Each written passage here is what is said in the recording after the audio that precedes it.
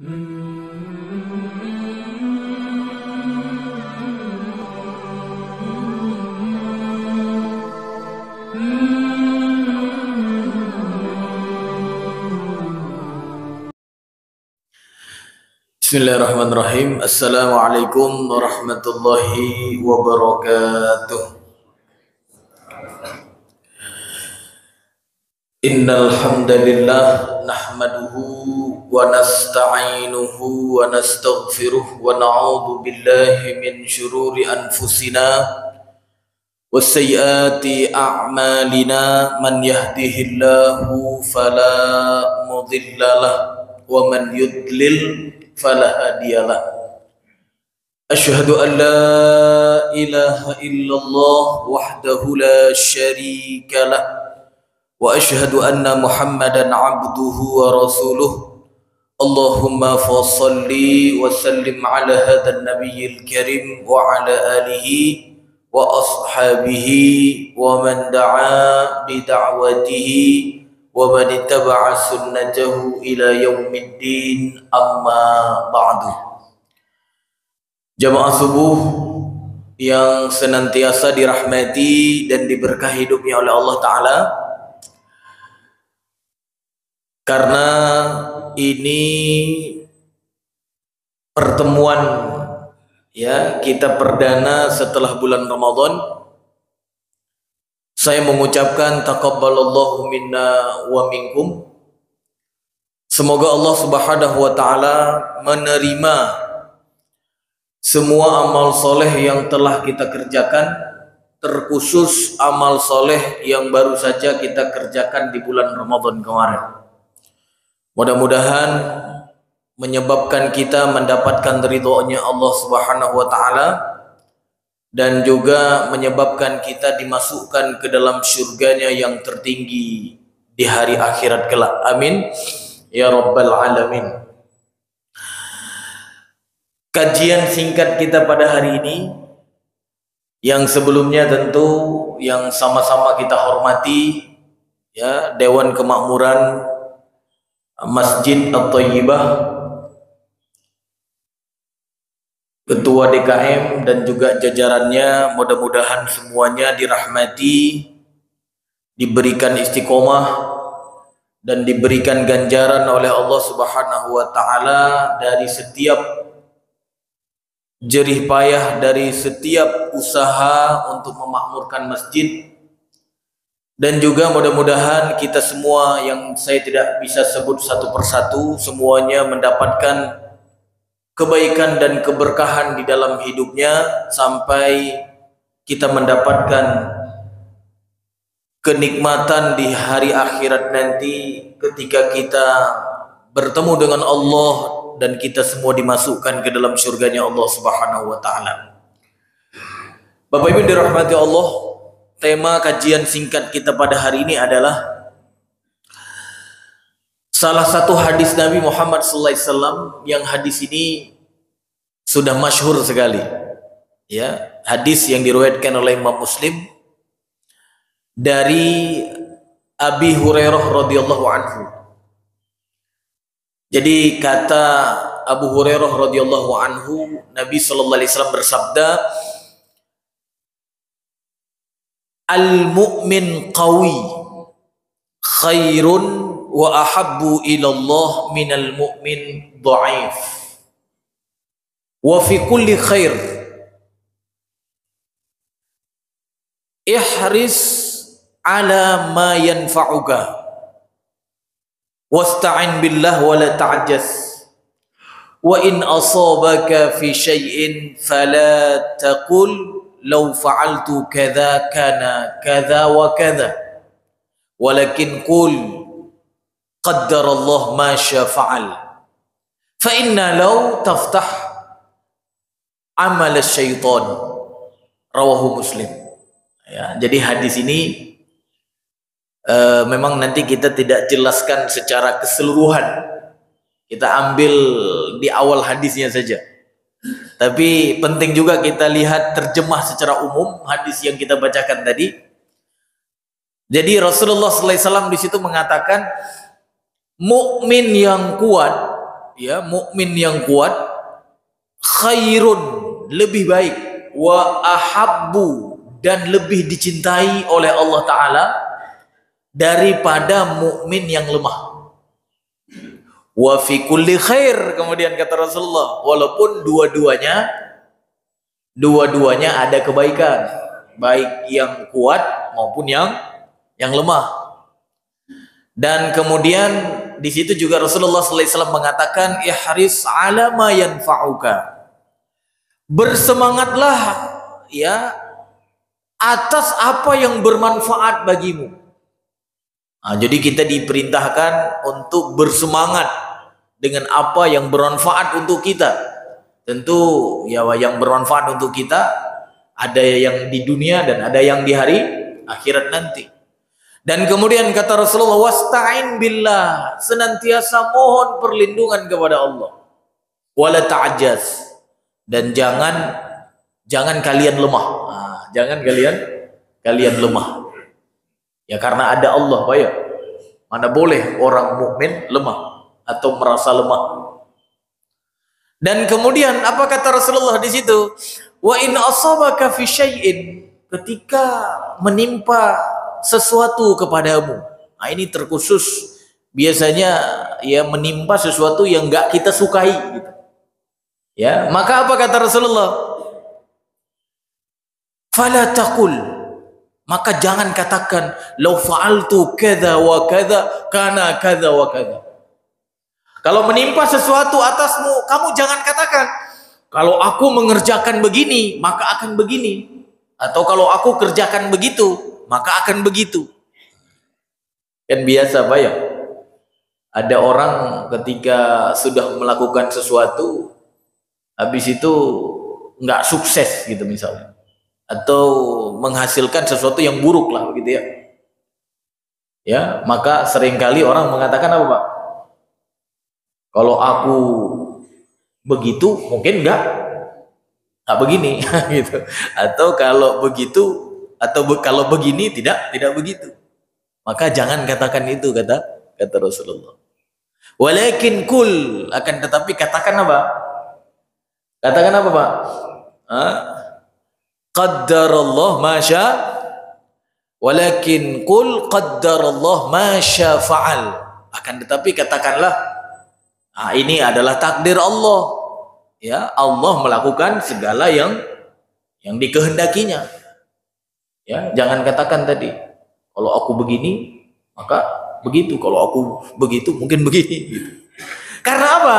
Fa inna lau, kata Rasulullah, karena sesungguhnya kalimat seandainya itu atau kalimat lau itu taftahu amal syaitan, akan membuka perbuatan syaitan untuk kita, akan membuka peluang syaitan menggoda kita. Jadi nanti akan ada, misalnya ada kita lagi kemarin mudik misalnya Pak ya, mudik sama istri misalnya, istri di samping, tiba-tiba suami salah milih jalan gitu ya. Ya, kata istri, udah ke kiri aja. Nah, kata suaminya apa? Gimana? Ke kanan. Akhirnya ke kanan, sampainya kemana Pak? Ke jalan yang sempit gitu ya. Habis itu istrinya bilang, kalau kamu tadi ke kiri, bisa jadi kita tidak ke sini. Itu berarti apa? Membuka apa Pak? Membuka ya perbuatan syaitan untuk menggoda kita. Akhirnya terjadi apa Pak? Terjadi cekcok. Coba dia katakan, qaddarallah masya fa'ala, ini sudah ketentuan Allah. Allah melakukan segala sesuatu atas kehendaknya. Ya. Jadi ini secara umum hadis yang akan kita bahas hari ini. Tapi kita tidak ambil semuanya. Yang menjadi poin pembahasan kita dari hadis ini apa Pak? Adalah mukmin yang kuat khairun wa ahabbu ilallah minal mu'min dha'if. Mukmin yang kuat itu lebih baik dan lebih dicintai oleh Allah daripada mukmin yang lemah. Makanya Bapak Ibu dirahmati Allah, mungkin nanti kita akan sebutkan beberapa sebab yang bisa membuat mukmin itu menjadi kuat. Ya. Karena menjadi kuat itu memang diperintahkan, Pak, diperintahkan. Makanya ada di dalam surat Al-Anfal, Pak ya, ayat berapa itu? Ayat 60, Pak ya. Kan ada tuh ketika Allah katakan wa a'iddu lahum mastata'tum min quwwah, ada kan? Artinya persiapkan untuk mereka, di hadapan mereka, apa yang kalian mampu dari apa? Dari kekuatan. Artinya menjadi kuat itu diperintahkan, khususnya di hadapan musuh. Di hadapan musuh. Ya, karena di dunia ini orang mukmin ada musuhnya nggak, Pak? Siapa musuh orang mukmin di dunia, Pak? Hah? Siapa, Pak? Ya secara umum syaitan. Ya, karena syaitan itu aduul lakum, musuh kalian. Tapi juga ada yang lain, Pak. Ada yang lain. Ya. Ada juga ya, kalau kata Allah Ta'ala, siapa misalnya? Ya orang-orang yang ingkar kepada Allah Ta'ala, orang-orang yang tidak mengimani Allah Ta'ala.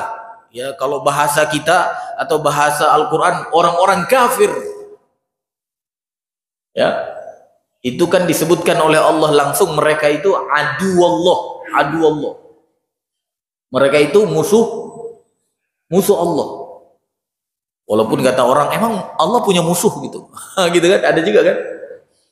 Masa Allah punya musuh gitu kan. Tapi Allah sendiri mengatakan adu Allah. Mereka itu musuh Allah. Dan juga aduwakum, musuh kalian. Makanya penting apa, Pak? Penting mempersiapkan kekuatan. Walaupun nanti dibahas oleh para ulama, kekuatan apa yang paling penting, ya, yang harus dipersiapkan oleh seorang mukmin itu. Kekuatan apa, Pak, kira-kira? Kekuatan badankah? Kekuatan apa? Kalau sekarang katanya ada kekuatan ekonomi, Pak ya? Kekuatan harta gitu ya? Atau kekuatan-kekuatan yang lain? Maka yang paling utama, Bapak Ibu dirahmati Allah, yang diperintahkan untuk kita persiapkan agar menjadi kuat itu al-quwah, kekuatan iman namanya. Nah, ini yang pertama. Karena ya kuat badan tanpa kuat iman, badannya bermanfaat nggak, Pak? Kuat harta, hartanya banyak, tapi imannya nggak ada. Kira-kira hartanya dibawa kemana? Tapi kalau kuat imannya plus ada hartanya, harta akan bermanfaat. Kuat imannya plus kuat badannya, maka badannya akan berguna untuk akhirat. Ya, karena akhirat adalah kehidupan yang memang terbaik untuk manusia. Kalau dunia ini kan kata beliau tadi kehidupan yang apa, Pak? Kehidupan yang sesaat, bukan sementara, sesaat. Lebih dahsyat lagi beliau ini. Sesaat itu kan berarti apa? Sesaat itu cus gitu ya. Ya, lebih dahsyat dari beliau. Sesaat gitu ya. Sesaat. Ya. Jadi Bapak Ibu dirahmati Allah, kekuatan iman ini yang perlu dipersiapkan. Makanya saya menarik juga tadi ketika disebutkan ini pengajian dimulai lagi, ya ini bagus. Karena apa? Di antara cara mempersiapkan iman itu apa? Dengan belajar, dengan mengaji. Karena mustahil ya kita bisa mendapatkan iman yang kuat kalau kita tidak tahu bagaimana cara mendapatkan iman yang kuat. Nah, di antara caranya apa, Pak?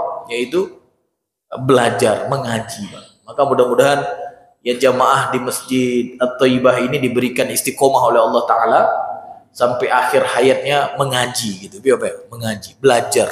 Karena pada prinsipnya belajar itu adalah faridah. Ya, talibul ilmi faridatun. Ya, li kulli muslim wal muslimah. Jadi belajar itu wajib hukumnya untuk setiap muslim dan juga setiap muslimah. Makanya alhamdulillah di sini ada muslim dan juga ada muslimah, walaupun muslimahnya lebih sedikit daripada kaum muslimin ya. Jadi Bapak Ibu dirahmati Allah, kenapa kita harus mempersiapkan iman? Karena memang kekuatan iman ini bisa mengalahkan kekuatan-kekuatan yang lain. Coba kita lihat misalnya antara siapa sahabat Nabi yang kalau kita lihat dari fisik ya nggak terlalu kuat lah gitu ya. Ada yang sahabat Nabi kalau kita lihat fisik kuat gitu ya. Nah, contohnya kalau di zaman sahabat siapa yang bisa kita bandingkan? Ada juga yang nanti kuat apa? Kuat hartanya gitu kan. Ada juga yang nanti kuat cerdasnya gitu, cerdas gitu kan. Itu kita bisa contoh di 4 khalifah Rasyidin gitu ya. Ada Abu Bakar, ada Umar, ada Utsman, ada Ali. Nah, ini Masya Allah ini. Ya. Kalau Utsman itu kuat dalam masalah apa? Hah? Harta. Kalau Ali? Kecerdasan. Kecerdasan. Ya. Kalau Umar, apa kuatnya Pak? Fisik, Masya Allah.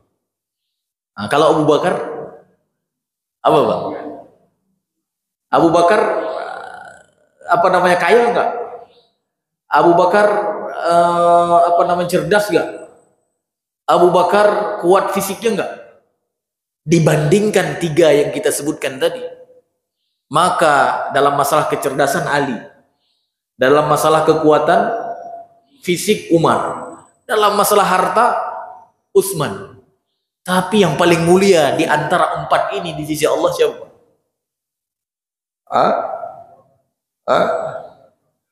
Abu Bakar. Dan itu sudah ya disebutkan oleh jumhur ulama, manusia ya di kalangan wali Allah. Kan manusia itu ada kelompok-kelompok Pak ya. Kelompok manusia pertama ya para rasul gitu. Para rasul itu kan manusia juga kan? Nah, kelompok para nabi dan rasul yang paling mulia siapa? Nabi Muhammad, Imamul Anbiya. Nah, nanti setelah para rasul ada yang disebut dengan wali Allah. Wali Allah. Siapa wali Allah itu? Kita termasuk nggak? Kok ketawa? Wali Allah yang bisa terbang di air atau gimana? Nah, itu orang error Pak ya. Ya, katanya wali Allah harus bisa tahan apa namanya? Tahan bacok. Nah, enggak, itu namanya wali apa namanya itu ya? Ya. Nah, kalau kita lihat wali Allah itu adalah semua orang beriman dan senantiasa bertakwa. Nah, itu wali Allah. Berarti kita orang beriman enggak? Beriman. Dan kita berusaha untuk mendapatkan ketakwaan tidak? Berarti kita wali Allah. Maka dalam kelompok wali-wali Allah, yaitu orang beriman dan senantiasa bertakwa kepada Allah, ada yang paling utama. Ada yang paling utama. Siapa yang paling utama di antara wali-wali Allah itu Pak? Siapa Pak? Itulah Abu Bakar As-Siddiq, disebutkan oleh para ulama. Bahkan sampai disebutkan wali Allah dari sejak Nabi Adam. Artinya apa? Ya kalau Nabi Adamnya tadi masuk ke dalam kelompok Nabi kan? Artinya manusia yang ada di zaman Nabi Adam. Wali Allah yang ada di zaman Nabi-Nabi setelahnya. Sampai akhir zaman nanti. Wali Allah yang paling utama disebutkan oleh jumhur ulama adalah Abu Bakar As-Siddiq. Kenapa dia menjadi seistimewa itu Pak? Kenapa dia bisa menjadi seistimewa itu di kalangan wali Allah? Kenapa Pak? Karena beliau kuat imannya. Ya, bukan karena kuat fisiknya saja. Bukan karena kuat hartanya saja. Bukan karena kuat akalnya saja atau cerdasnya saja. Tidak. Tapi yang paling utama yang dimiliki oleh Abu Bakar itu adalah kuat imannya. Maka dengan kekuatan imannya beliau benarkan semua yang datang dari Allah dan Rasulnya. Masya Allah. Ya, sampai-sampai beliau digelari As-Siddiq itu di antara sebabnya apa Pak? Kan digelari As-Siddiq kan? Ya, Siddiq itu kan gelar. Abu Bakar As-Siddiq. Kenapa digelari As-Siddiq itu? Di antara sebabnya di saat peristiwa Isra dan Mi'raj. Orang-orang pada bertanya-tanya, begitulah kira-kira. Bertanya-tanya. Ya bahkan ini jadi senjata orang-orang kafir kafir-kafir musyrikin Mekah ketika itu. Untuk apa, Pak? Untuk mempengaruhi pola pikir sahabat Nabi ketika itu. Wah, ini nggak masuk akal ini. Masa dia pergi ke Palestina, dia pergi kemudian ke Sidratul Muntaha, pulang lagi, dan pulang lagi ke Mekah. Dalam waktu satu malam. Kalau sekarang saja kayaknya nggak masuk akal, Pak ya. Sekarang, Pak, yang sudah ada pesawat, sudah ada jet tempur gitu ya, nggak masuk akal. Apalagi dulu. Tapi Abu Bakar As-Siddiq, Abu Bakar membenarkan semua kalau itu keluar dari Nabi Muhammad sallallahu alaihi wasallam. Jadi Abu Bakar itu istimewa karena imannya, karena taatnya, dan karena ingin menjalankan semua yang sampai kepadanya dari Allah dan Rasul. Walaupun menurut orang-orang di sekitarnya, bahkan ada kisah menarik ketika terjadi perdebatan antara Umar dan juga Abu Bakar ketika meneruskan pasukan yang telah dipersiapkan oleh Rasulullah, diteruskan atau tidak, gitu kan? Kan ada kan di akhir masa hidup Nabi Muhammad SAW, kan beliau mempersiapkan satu pasukan untuk menghadapi siapa, Pak? Menghadapi Romawi yang menguasai Syam ketika itu. Ya, Palestina sekarang, Yordania, mungkin Libanon, juga satu lagi apa itu yang besar itu, Suriah. Nah, dulu kan Syam namanya kan. Nah, itu dikuasai oleh siapa itu dulu, Pak? Di zaman Nabi Muhammad SAW itu dikuasai oleh Romawi. Maka Rasulullah SAW mempersiapkan pasukan untuk apa? Menundukkan, untuk mengusir pasukan Romawi itu. Ya, siapa yang dipilih oleh Rasulullah untuk menjadi pimpinan pasukan? Ada yang masih ingat nggak, Pak? Hah? Oh, bukan, itu mah udah jauh. Salahuddin bukan sahabat. Salahuddin udah jauh ya. Siapa, Pak, yang dipersiapkan oleh Rasulullah SAW untuk memimpin pasukan ya melawan orang-orang yang Romawi, yang di bawah kekuasaan Romawi ketika itu. Pasukan-pasukan Romawi yang menguasai Syam ketika itu. Nah, ini kan ada pelajaran sirah nabawiyah saya lihat di depan, Pak ya. Ya. Lupa-lupa, Pak ya, wajar, manusia. Makanul khotowa wan nisyan. Nah, manusia itu tempat salah dan lupa, Pak ya, wajar, Pak. Jadi diperintahkan oleh Rasulullah untuk memimpin pasukan itu adalah Usamah bin Zaid. Umur beliau tahu nggak, Pak, berapa? Ya Allah, umur Usamah bin Zaid itu 17 sampai 18 tahun lah, Pak. Ya Allah. Seorang pemuda berumur 17 tahun diperintahkan untuk memimpin pasukan berhadapan dengan Romawi. Oh ya Allah, gimana kira-kira kuatnya orang zaman dulu, Pak ya? Kalau anak kita 17 tahun ngapain, Pak ya? Kalau saya 17 tahun dulu masih apa, Pak?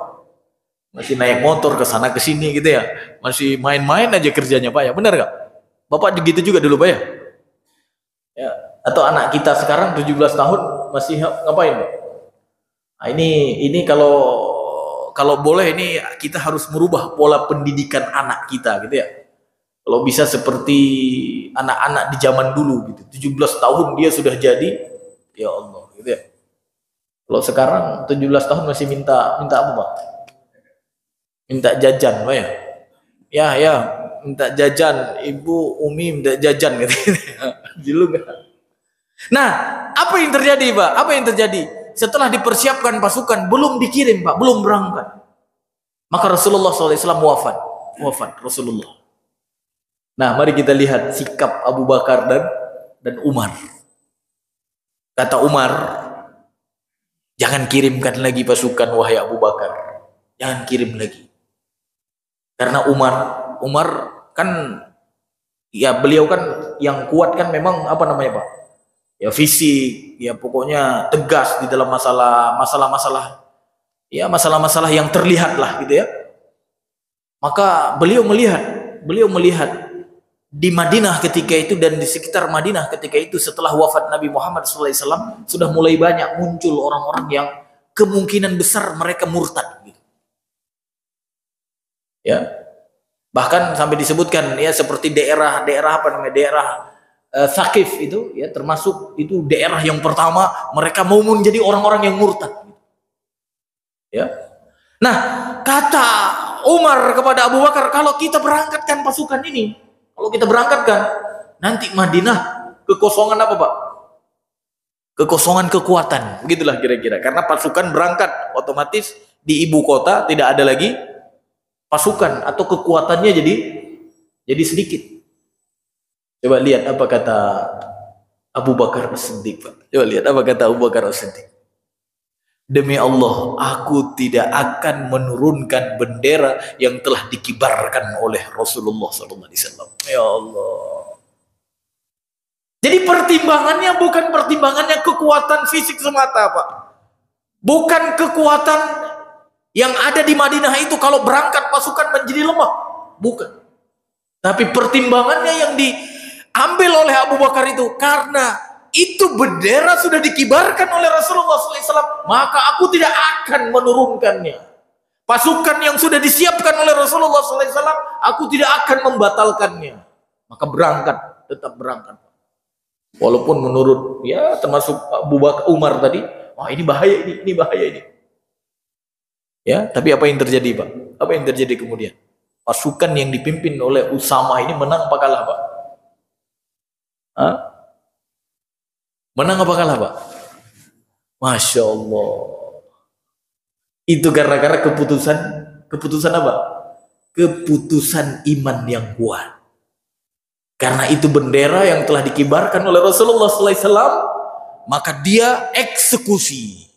Dan itu adalah efek iman yang kuat. Berapa banyak kita hari ini, Bapak Ibu dirahmati Allah, memikir-mikir untuk menerapkan ketentuan Allah. Kalau kita terapkan mungkin akan begini, mungkin akan begitu.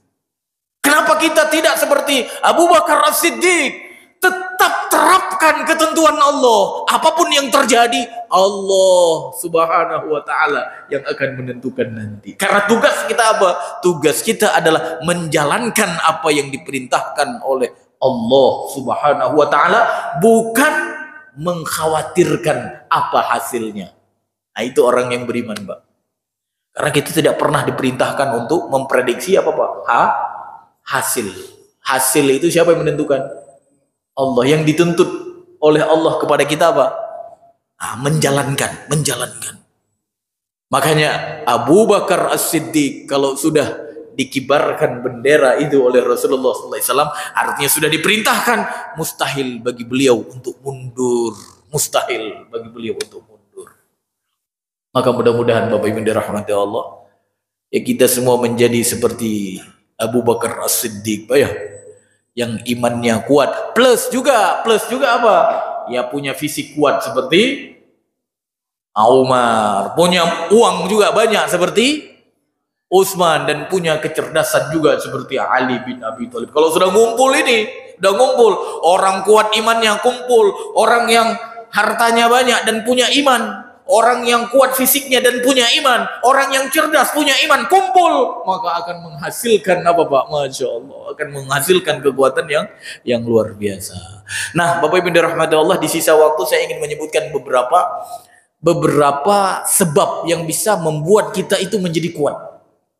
Nah, ini penting, Pak, karena yang namanya ya syariat Nabi Muhammad ini kan ada sebab, ada akibat. Ya, kita mengambil asbab, walaupun nanti ya semuanya sudah ditentukan oleh Allah. Tugas kita kan mengambil sebab yang pertama agar kita menjadi kuat apa, Pak? Al-imanu billah, yakin dengan Allah Ta'ala, yakin dengan Allah, yakin bahwa kekuatan itu dari Allah, milik Allah. Ya, makanya ada dalam surat Al-Kahfi ayat berapa itu, Pak? Ayat 39, Pak ya. Kan sering kita baca surat Al-Kahfi di malam Jumat, Pak ya. La quwwata illa billah. Tidak ada kekuatan kecuali dengan Allah. Kalau dalam surat Fatir ayat 10 apa kata Allah? Ya. Wa man kana yuridul 'izzah falillahi izzatu jami'a.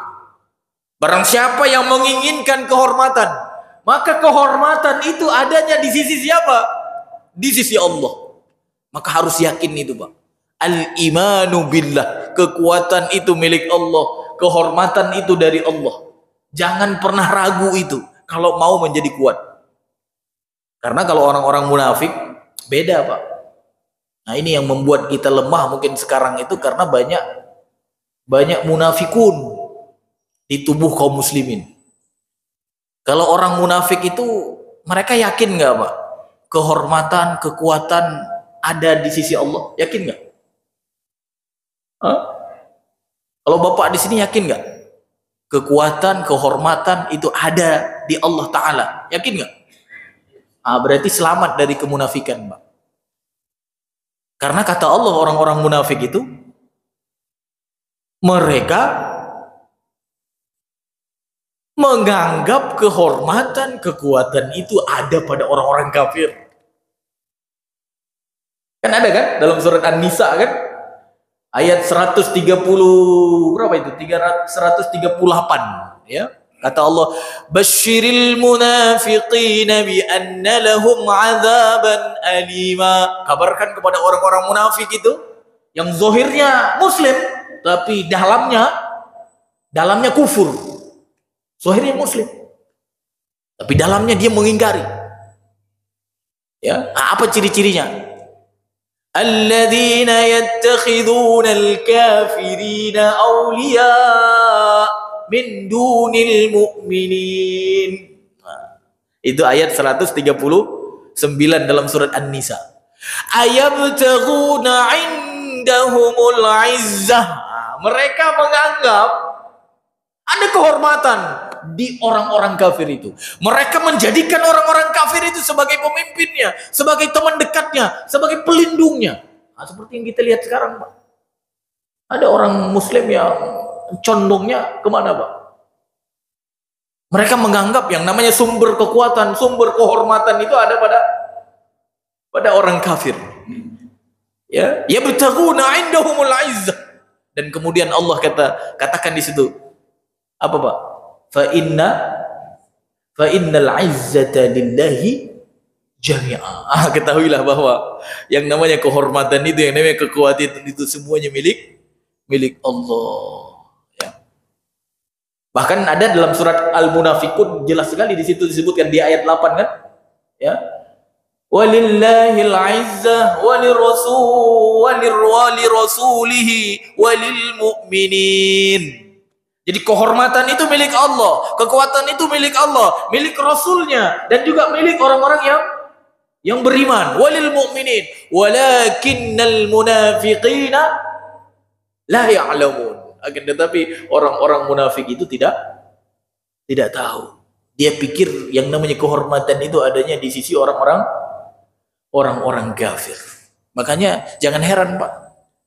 Ya bahkan di Jakarta, Pak ya. Masa di Jakarta muslim terbanyak pernah ada pemimpin orang kafir? Nah ini kan aib, Pak, aib. Benar nggak? Yang milih siapa? Ya mayoritas kan muslim kan? Mayoritas muslim. Mustahil kalau bukan dipilih orang muslim. Aib, Pak. Makanya mudah-mudahan nih kalau pernah ada mungkin di antara kita bertobat kepada Allah, bertobat. Karena saya tahu kadang-kadang ada juga orang yang ke masjid gitu ya. Itulah gara-gara informasi, Pak ya. Ada kemarin saya di kampung saya lah ya. Jadi sholat kita bareng, Masya Allah, kita lihat zahirnya luar biasa gitu. Tapi kemudian setelah sholat ngobrol-ngobrol, Pak, ngobrol-ngobrol. Karena apa namanya? Karena lama nggak ketemu lah begitu kan, ngobrol-ngobrol. Dan dari ngobrol-ngobrol itu ketahuan pilihan politik gitu. Ya. Masa orang yang rajin sholat, Masya Allah sholat dia luar biasa. Tapi yang artinya di apa namanya, dianggap baik, dianggap berkualitas. Nah itu pemimpin yang kemarin sempat terpilih di Jakarta itu. Ya Allah, orang kafir, Pak, orang kafir. Ini mudah-mudahan tidak ada di kita, Pak, tidak ada.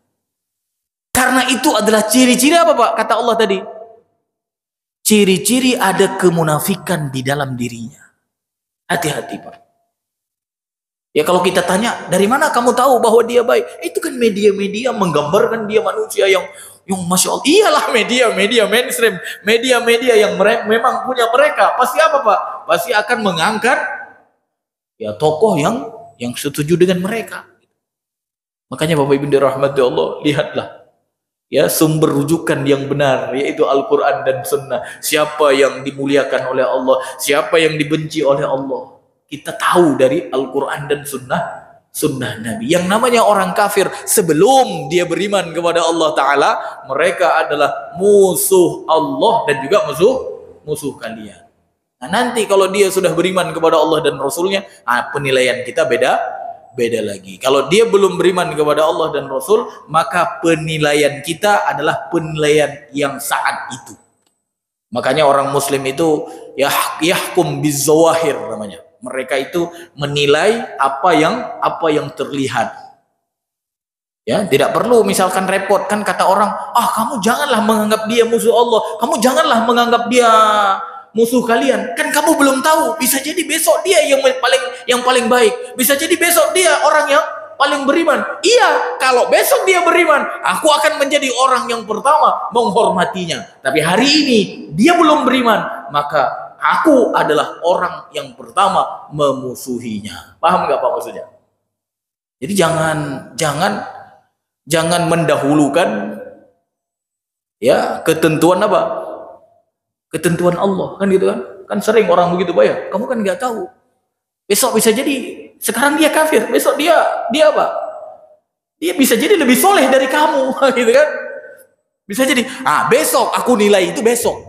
Besok aku akan nilai seperti apa yang terlihat besok. Tapi hari ini dia menjadi kafir, maka aku dilarang untuk mengangkat dia sebagai pemimpin.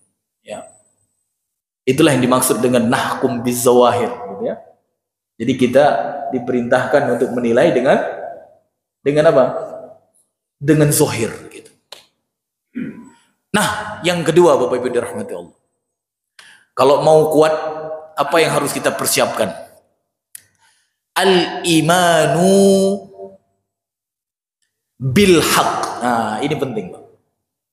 Meyakini yang benar. Meyakini yang benar. Kalau mau kuat, umat Islam harus meyakini yang benar. Sekarang kayaknya umat Islam ini sudah mulai error banyak Pak. Sedih kita lihat Pak. Masa ada tokoh yang berani mengatakan semua agama sama? Berarti apa? Dia tidak yakin lagi yang mana yang benar. Bagaimana mungkin dia menjadi seorang yang kuat Pak? Dia nggak yakin lagi yang mana yang benar. Ya, ada tokoh sekolah tinggi-tinggi, hasilnya apa? Kita sama saja di hadapan Allah. Mau kafir kita, mau agama apa kamu, aku sama aja kita. Yang penting apa? Yang penting kita baik-baik saja, gitu kan? Benar nggak? Sehingga anak-anak kita, mungkin juga cucu-cucu kita nanti, dia tidak lagi meyakini bahwa inna dina indallah Islam. Dia tidak meyakini lagi. Toh semuanya sama. Nggak apa-apa. Satu keluarga ada yang kafir, ada yang musyrik. Nggak apa-apa. Toh semuanya sama. Lemah apa enggak? Lemah enggak Pak? Lemah. Maka kalau mau jadi kuat, harus kembali meyakini yang benar. Makanya kata Allah, al-haqqu min rabbika fala takunanna minal mumtarin. Yang benar itu yang dari Allah Subhanahu wa taala, maka kamu jangan pernah ragu terhadap yang benar itu. Jangan pernah ragu, Pak. Makanya orang-orang Palestina hari ini, Pak ya. Orang Palestina yang kita doain terus, Pak ya. Mereka bertahan, Pak ya, bertahan. Mungkin kalau kita udah lari kali, Pak ya. Ya. Kenapa mereka bertahan, Pak? Iman tentang apa? Iman tentang yang benar. Dia yakin, Pak, yakin. Mempertahankan tanahnya, mempertahankan wilayah kaum muslimin. Kalau dia mati di situ, mati apa, Pak? Masya Allah. Bahkan kalau bahasa Allah bukan mati, Pak. Kan ada kan dalam surat apa yang namanya itu? Surat Ali Imran ayat 169 kan? Apa kata Allah? Wala tahsabanna alladhina qutilu fi sabilillahi amwata bal ahya 'inda rabbihim yurzaqun. Masya Allah. Jangan kau kira orang yang terbunuh di jalan Allah itu mereka mati, kata Allah. Mereka itu hidup, bal ahya, di sisi Rabbnya, 'inda rabbihim yurzaqun. Mereka diberikan rezeki oleh Allah Ta'ala. Yakin nggak mereka dengan ayat ini? Yakin. Maka kalaupun di hadapannya tank, wah Allah, saya kalau lihat video anak-anak di sana, di manalah imanku terhadap kebenaran, Pak ya? Dia pegang batu di depannya tank gitu ya. Pernah lihat kan video itu kan? Ya Allah. Kalau menurut kita, mana mungkin aku bisa? Pasti aku ini menyerahkan diriku. Matinya mati konyol kalau kata orang. Ya konyol lah, masa lawan tank pakai batu. Tapi ingat, mereka sedang apa Pak? Sedang berjihad di jalan Allah. Maka orang yang mati berjihad di jalan Allah, mereka sebenarnya tidak mati Pak. Yang terbunuh di jalan Allah itu mereka tidak mati. Mereka hidup. Yakin mereka tentang itu, maka mereka bertahan. Masya Allah, maka mereka bertahan. Makanya kalau kita lihat Yahya Sinwar dulu Pak ya, ada Yahya Sinwar Pak ya, tangannya sudah kan ada tuh di video terakhir Pak ya. Ini juga menjawab apa Pak? Menjawab tuduhan-tuduhan orang-orang apa namanya yang tidak bertanggung jawab itu, yang mereka mengatakan yang namanya pimpinan kaum muslimin itu, pimpinan pejuang di Palestina itu, mereka keluar negeri jalan-jalan, mereka hidup enak gitu ya. Nah, dijawab oleh Allah, Sinwar pimpinan pasukan Hamas itu meninggalnya di mana Pak? Ada kan? Ingat kan? Yahya Sinwar ya, meninggalnya di mana? Syahidnya di mana? Di reruntuhan yang saat itu di detik-detik terakhir, walaupun nggak ada senjata lagi, beliau masih melawan dengan apa Pak? Walaupun dengan, kan beliau lempar apa itu? Lempar kayu Pak, lempar kayu. Ya Allah, itu izzah. Karena dia yakin Pak, karena dia yakin bahwa terbunuh di jalan Allah itu bukan mati, tapi hidup Pak. Ya Allah. Ya, coba bayangkan kalau semua muslim yakin seperti itu. Gimana Pak? Keren gak Pak? Musuh Allah gentar gak kira-kira Pak? Tapi kayaknya sudah banyak di antara kita. Bahkan memang tokoh-tokoh sengaja membuat kita ragu. Gitu. Gak ada lagi jihad sekarang. Mana ada jihad sekarang? Gak ada lagi mati-mati syahid itu, gak ada itu. Itu konyol katanya. Berarti apa? Tambah ragu atau tambah yakin terhadap kebenaran? Tambah ragu. Makanya kenapa dulu kita mungkin kenal Pak kisah Ashabul Kahfi Pak ya. Ashabul Kahfi ini bukan orang-orang sembarangan Pak. Ya, kita baca di dalam kitab-kitab sirah para ulama, disebutkan ternyata mereka itu adalah anak-anak pembesar ketika itu. Kemudian mereka menerima dakwah kebenaran, menerima dakwah Islam. Sehingga apa? Mereka tidak lagi nyaman di tempatnya. Sehingga apa? Mereka lebih memilih gunung untuk mereka meneruskan hidupnya. Makanya kemudian mereka ditidurkan oleh Allah Subhanahu wa taala berapa lama, Pak? 309 tahun. Kenapa? Disebutkan oleh Allah nanti di dalam surat Al-Kahfi ayat 13 itu kan, innahum fidyatun amanu bi rabbihim. Apa kemudian ayatnya? Innahum fidyatun amanu bi rabbihim wazidnahum huda, kata Allah. Ya Allah, karena mereka adalah orang-orang yang beriman kepada Allah Ta'ala, kepada Rabb mereka, dan kemudian kami tambah kepada mereka petunjuk. Ya Allah, jadi mereka mengambil sikap itu karena apa? Karena yakin akan kebenaran. Maka Bapak Ibu dirahmati Allah, kalau kita mau kuat, apa yang harus kita persiapkan Pak? Keyakinan kita terhadap kebenaran yang datang dari Allah dan Rasulnya. Kalau kita tahu itu datang dari Allah dan Rasulnya, jangan pernah ragu, maka akan membuat kita semua akan menjadi kuat. Dan yang ketiga, cepat Pak ya, karena waktunya sudah mau halal bihalal nih ya, karena udah mau syuruk Pak ya. Tinggal berapa menit? Sudah syuruk, berarti kayaknya kita cukupkan ini Pak. sebab menjadi kuat. 2 saja hari ini insyaallah. Ya. Jadi satu lagi yang terakhir Pak ya. Ya, satu lagi yakin bil khulud atau al-imanu bil khulud. Jadi kalau mau menjadi kuat itu adalah harus benar-benar yakin dengan yang kekal abadi. Ya, insyaallah. Kalau sekarang kayaknya pada ragu Pak ya. Apalagi itu ada nenek-nenek itu. Mana ada akhirat katanya Pak ya. Gitu ya. Ada kan nenek-nenek dulu itu Pak ya. Wah, ya Allah. Udah tua masih error begitu, kapan ini ya? Ya. Ada kan Pak ya? Ada kan? Ah, yakin bil khulud akan membuat kita menjadi kuat Pak. Makanya Allah katakan dalam surat Ali Imran itu Pak ya. Ayat 14 dan 15 itu apa kata Allah?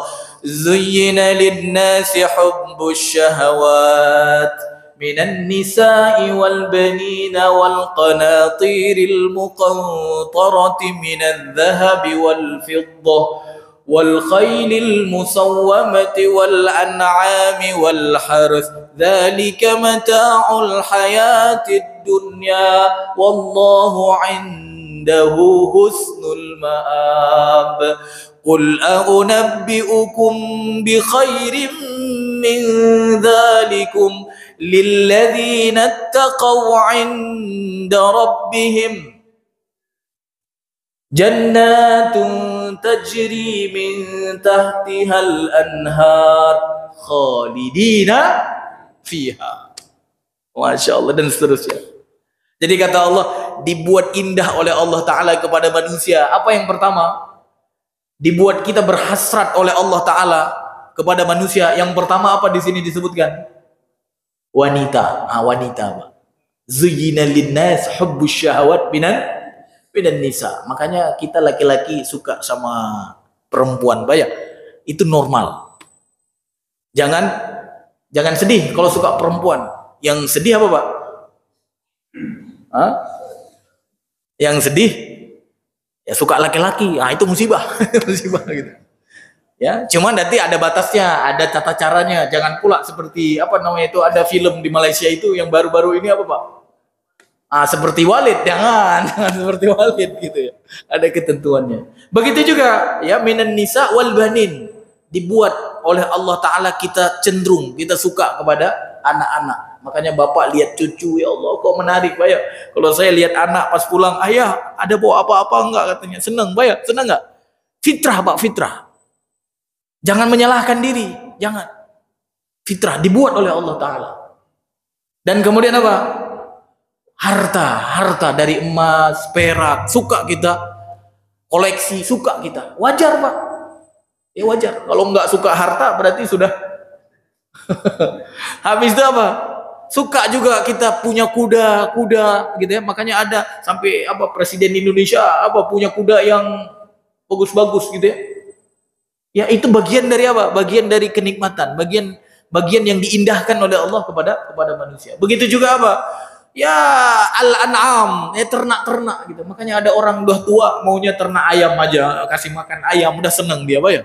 Bener nggak Pak? Kalau Bapak di sini nggak ada ayam ya, akhirnya burung, Pak ya. Kasih makan burung gitu ya. Habis itu apa lagi? Wal haras, berkebun. Makanya ada bapak-bapak, ada ibu-ibu di rumahnya nanam gitu ya, berkebun kecil-kecil. Itu nikmat gitu. Itu Allah yang membuat indah. Tapi semua itu kita harus tahu, Pak. Semua itu kita harus tahu apa? Itu semua adalah mata. Artinya apa? Kesenangan di dunia yang kata beliau tadi, kesenangan yang sesaat. Ada di sisi Allah yang lebih baik. Husnul ma'af, ada di sisi Allah yang lebih baik. Maka di ayat 15-nya Allah katakan, maukah ku beritahu? Qul a'unabbi'ukum bi khairin min dzalikum. Maukah ku beritahu yang lebih baik dari itu? Yang lebih baik dari anak-anak kita yang menyenangkan itu, yang lebih baik dari perempuan-perempuan yang ada di dunia, yang lebih baik dari harta-harta kita, emas kita, perak kita, yang lebih baik dari kebun-kebun kita, yang lebih baik dari kuda-kuda kita itu, yang lebih baik dari apa? Ya ternak-ternak kita itu. Mau nggak ku beritahu? Yang itu disiapkan oleh Allah Ta'ala untuk siapa? Untuk orang-orang yang bertakwa kepadanya. Dan kemudian apa? Diberikan juga kepada mereka surga-surga yang mengalir ya air di bawahnya atau sungai-sungai di bawahnya. Dan itu kekal abadi, Pak. Ya Allah. Dan itu kekal abadi. Maka meyakini yang kekal abadi, iman bil khulud, dengan yang kekal abadi itu akan membuat kita menjadi kuat, Pak. Akan membuat kita menjadi kuat. Tapi kalau kita sudah mulai kehilangan keyakinan kepada yang kekal abadi itu kita akan menjadi orang-orang yang lemah. Akan menjadi orang-orang yang dikuasai oleh musuh seperti yang terjadi pada hari ini. Maka mudah-mudahan Bapak Ibu dirahmati Allah, 3 ini ya. Yang pertama iman billah, nanti mudah-mudahan dikuatkan di setiap pengajian kita ya. Dan kemudian apa? Iman kepada yang benar. Maka mudah-mudahan pengajian itu menguatkan kita akan kebenaran. Jangan sampai ikut ngaji pulang-pulang tambah ragu. Wah, itu pengajiannya error berarti, Pak. Tambah ragu dengan ayat Allah, tambah ragu dengan syariat Allah. Nggak relevan lagi syariat Allah diterapkan. Nggak relevan lagi. Kan ada begitu kan?